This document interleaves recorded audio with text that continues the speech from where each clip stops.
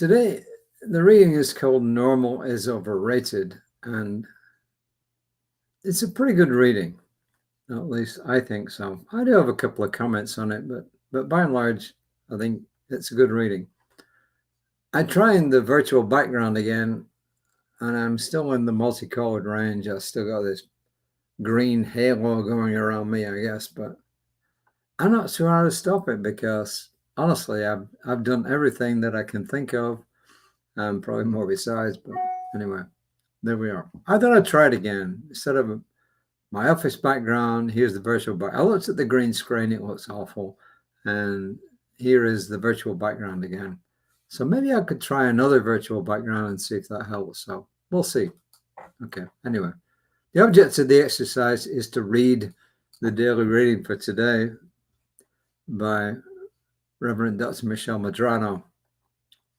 And she's called it, as I said, Normal is Overrated. Well, see what she means by that. The reward for conformity is that everyone likes you but yourself. And that was Rita Mae Brown. She is an American writer born in the middle of the last century. She's still around, and she's a feminist writer, and she was active in several of the civil rights movements. So, Rita Mae Brown. And Ernest Holmes in The Science of Mind, How to Use the Science of Mind. That's actually a pretty good book. It's not a big book, How to Use the Science of Mind. So I'm pretty much at the beginning, page 3, paragraph 2. He says, we find ourselves not absorbed, but immersed in a universality, each one being a unique, individual, and different expression of that which itself is one, and undivided, indivisible, and whole. Yeah, I've got this warning, this amber warning, whatever it is, that I guess lots of you have. And I guess I should comment on it. Yes, it can be useful, but I think when it happens too often, people just ignore it. It's like the boy who cried wolf, you remember? When the wolf finally came, nobody believed him because he cried wolf so often.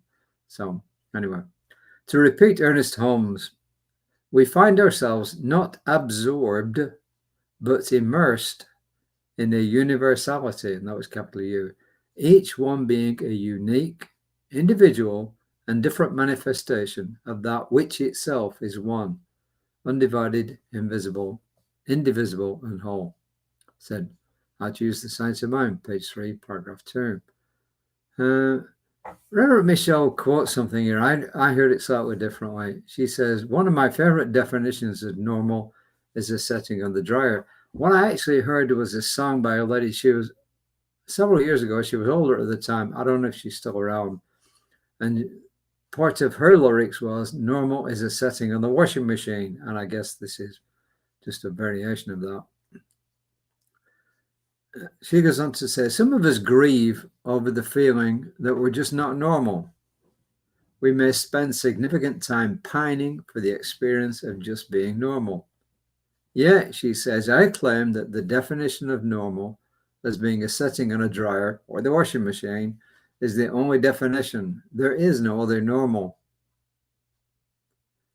We have ideas based on our experiences and on what others or our world told us falls into the realm of what is normal.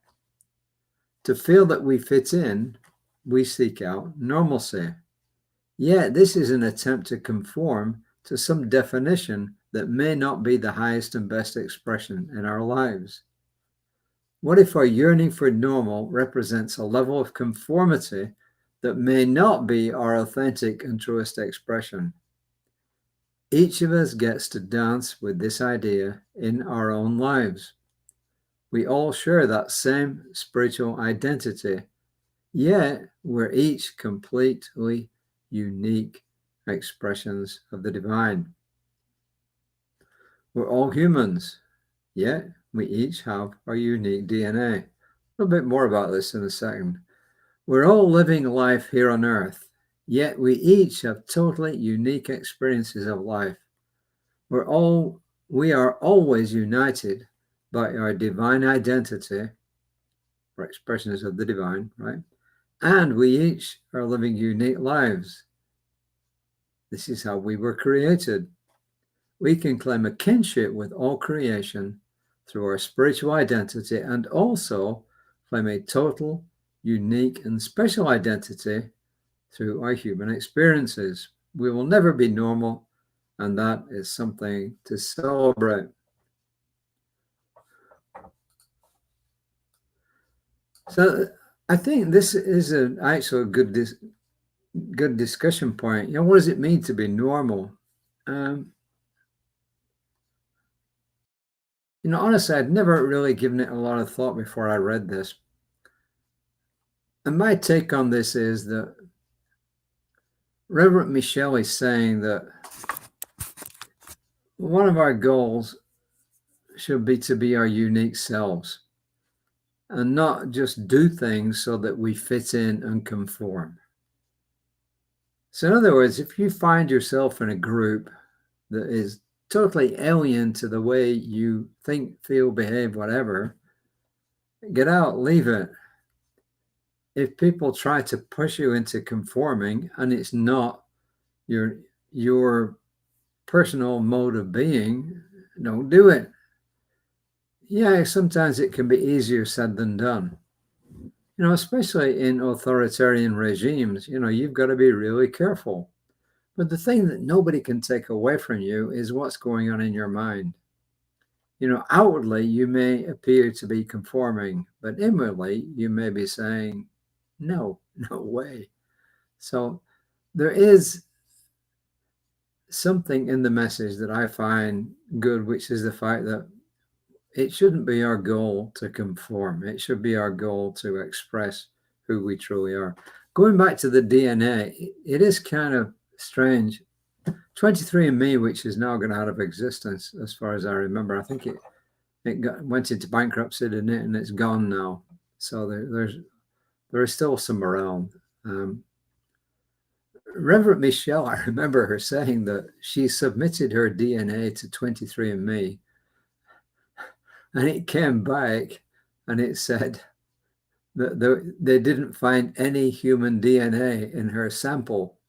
Well, I know her, and as far as I know, she's a human being, but it said it didn't find any human DNA in her sample. So, and I've got to admit, mine, I've had it done 3 times now, and every single time it's come back differently. So I truly don't know what my real DNA is. It's spread all over the map, mostly from North Africa all the way up to, well, the top of the British Isles, So what is it? I really don't know, but does it really matter? No, it really doesn't matter. So what's my final take on this? My final take on this is be yourself. Just be yourself. Now, obviously, you've got to be yourself within limits. If you are loud and boisterous, then there are times when that doesn't work, But there are times when it does work. If you're a quiet person, sometimes it's good to shake yourself out of that and just do something different. But by and large, I think it goes back to what Rumi said. He said that it's as if a king had sent you out on a mission. And when you came back from the mission, you had done nothing to achieve the aims of the mission. And what he's talking about is our journey through life on earth, that there's something in this world that only you can do. And if you don't do it, nobody else can do it. And it's if it, kind of in a way like it never happened. So that's kind of the way I look at it. Be yourself. That's my summary of all this. Just be yourself. Be who you are. Is it always easy? Is it easy when you're a teenager? No, absolutely not. Teens tend to want to be different than their parents, but at the same time conform with the other groups of teenagers and whatever they're doing. So, but that's a phase we all go through, and we have to go through it. So once again, my take on this is be yourself. I'm a bold and unique expression of the divine, and I'm grateful to be me. That's another way of saying it. I'm a bold and unique expression of the divine, and I'm grateful to be me. There you are. Let me see. I didn't get a chance to check if we had a midday meditation from Danielle today, but I know work gets in the way for her. If it wasn't at midday, it will be some other time, but it will be today. My colleague Reverend Lisa will be on tomorrow at 9:15 on Creative Life Spiritual Center's Facebook page, not necessarily on where you got this, because that's lots of different social media, so which is good. So one thing I really appreciate is when you give us a like. I really appreciate it when you pass this on to other people, and the more people you pass it on to, the better you're going to make this world. And I promise you, I will not read readings that put you down. I will never, ever do that. I will put them one side. I won't mention it. I'll just read something else. Say, oh, I found this interesting for today. So I will never read something that puts you down. I'll never read something that is overly preachy. And we've had expressions in the past where people have been overly preachy. That's their style. It's not my style. So, and I'm sure they would disagree with me, but that's all right. That's fine. We're all unique individuals, getting back to today's message. So until tomorrow, hopefully around about 5 p.m., please take care of yourselves. Eventually, we will get rid of this really hot weather and we will be back to, well, I was going to say normal, but this is normal for this time of the year. Just playing with words on the weather. So until next time, truly, namaste.